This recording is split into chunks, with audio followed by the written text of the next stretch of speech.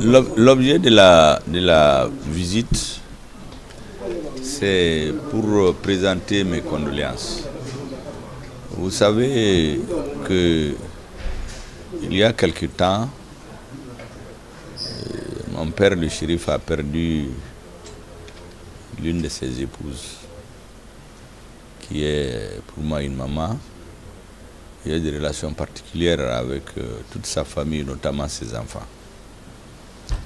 J'ai donc demandé l'autorisation au président de la transition de venir présenter mes condoléances à la famille, ce qu'il a accepté.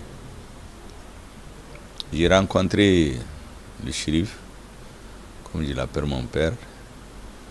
Il est très fatigué, il est gagné par l'âge, mais il a quand même accepté nos condoléances. Je me suis fait accompagner pour la circonstance par certains de mes collaborateurs, notamment le vice-président, le président par intérim du M5-RFP, du comité stratégique, Bouba Traoré. Il y a aussi un membre de mon cabinet, Alain Boukoum, qui a été avec les Abdelkader Maïga, les principaux organisateurs, avec d'autres mouvements, de Yerodo, du M5, des mouvements des jeunes maliens, ceux qui ont organisé la grande manifestation patriotique du 14 janvier 2022, le jour où vraiment le dessein de la transition s'était joué. Vous vous souviendrez que ce jour a été retenu par le président de la transition comme la journée de la souveraineté retrouvée, le 14 janvier. Et puis d'autres collaborateurs. Le shérif a bien voulu accepter nos condoléances.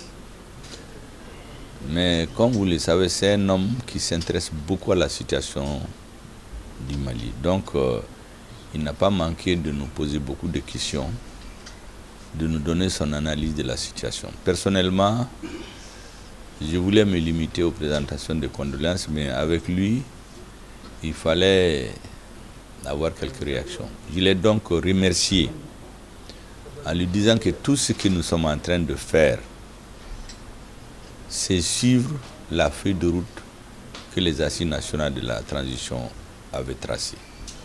Or, pour ces assises, vous vous souviendrez très bien que j'étais venu personnellement à Nioro souhaiter qu'il regagne Bamako, comme tous les chefs religieux.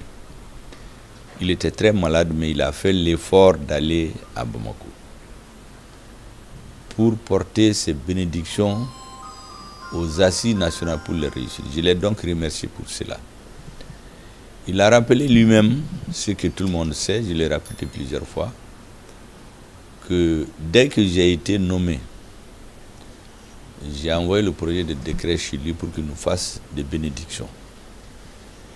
Et la même chose qu'il avait dit à mon envoyé, il a répété, arrivé à Bamako aux assises. Il nous a dit de rester ensemble.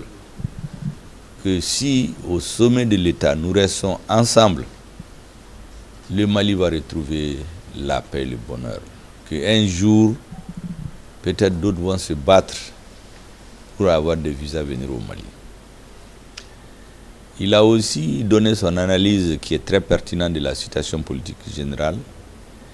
Et moi, je lui ai dit qu'il y a beaucoup de choses qui se passent actuellement, mais personnellement, j'ai fait preuve de beaucoup de discernement. Personne ne va me déstabiliser. Je sais qu'il y a beaucoup de partisans de ceux qui contre la transition. Les nouveaux amis, les nouveaux conseillers, qui inoculent des choses qui ne sont pas bonnes pour la transition. J'ai travaillé avec deux présidents, Amadou Toumani Touré et Ibrahim Boubacar Keïta. Je sais exactement comment ça se passe.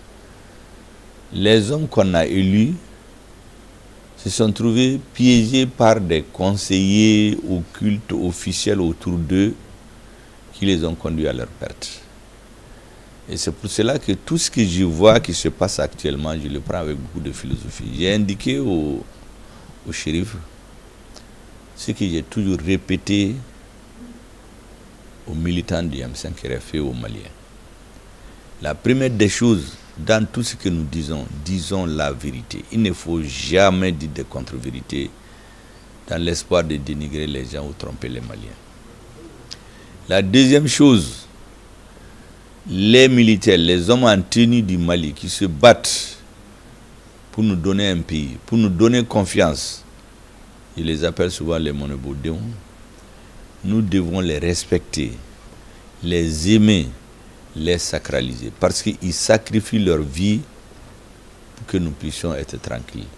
Même la cérémonie, j'ai dit au shérif, nous sommes ensemble ici, en cérémonie, mais il y a des militaires qui sont sur le terrain, qui sont en train de se battre et risquer leur vie. La troisième chose, c'est que celui que le destin a fait qu'il est à la tête du Mali aujourd'hui, il faut le respecter. Toute tentative de désobéir, de le vilipender, de ne pas le respecter, n'est pas bien pour le Mali. Dieu a fait qu'il est là aujourd'hui. Demain, si Dieu ne veut pas, il ne sera pas là. Mais pendant qu'il est à la tête de l'État, il faut le respecter. En ce qui me concerne, moi, je ne suis pas le produit d'une administration d'allégeance. Si mon avis est demandé sur toute question, je donnerai mon avis dans le sens de l'intérêt du Mali. Et je continue à respecter le président de la transition. La dernière chose que j'ai dit aux Maliens, la quatrième chose, j'ai répété devant le shérif, il faut aimer son pays. Au-delà de toutes les chapelles politiques, de toutes les considérations ici et là, le plus important, c'est d'aimer son pays. Aimer le Mali, dans beaucoup de pays que nous voyons là.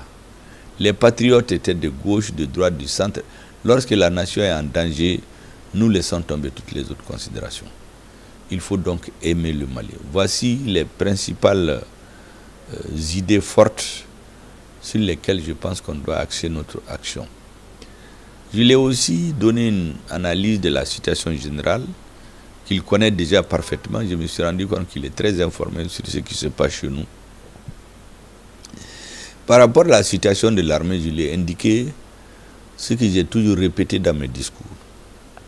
C'est que ce discours spécieux qui nous est inoculé l'irrespect de l'armée, c'est fait exprès pour nous faire perdre nos repères. Toutes ces nations qui poussent à vilipender les militaires, à des moments charnières de leur histoire, ce sont des militaires qui étaient à la tête de l'État. Personne ne les a élus. Le pays qui se prétend être le plus démocratique, c'est les États-Unis. George Washington n'a pas été élu. Il a fait plus de 13 ans au pouvoir pour mettre de l'ordre avant que la démocratie ne s'installe. La France, De Gaulle n'a pas été élu au départ. Il a mis de l'ordre et après il est parti. Churchill, c'était un militaire.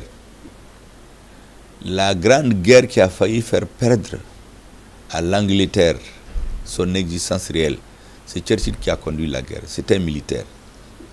Mao Zedong, c'était un militaire. Staline, c'est un civil qui s'est militarisé. Et donc ce discours spécieux qui consiste à monter les gens pour dire que c'est la démocratie, les militaires ne peuvent pas le faire, c'est pour nous tromper. Notre pays a failli disparaître. Et les militaires maliens nous ont donné la chance de reprendre les choses en main, de nous redonner confiance. Quand on a confiance, on peut tout faire. Mais quand je dis cela, c'est pour conscientiser les gens. Ça ne veut pas dire que je ferme les yeux sur tout. Tout ce qui n'est pas normal, je le vois.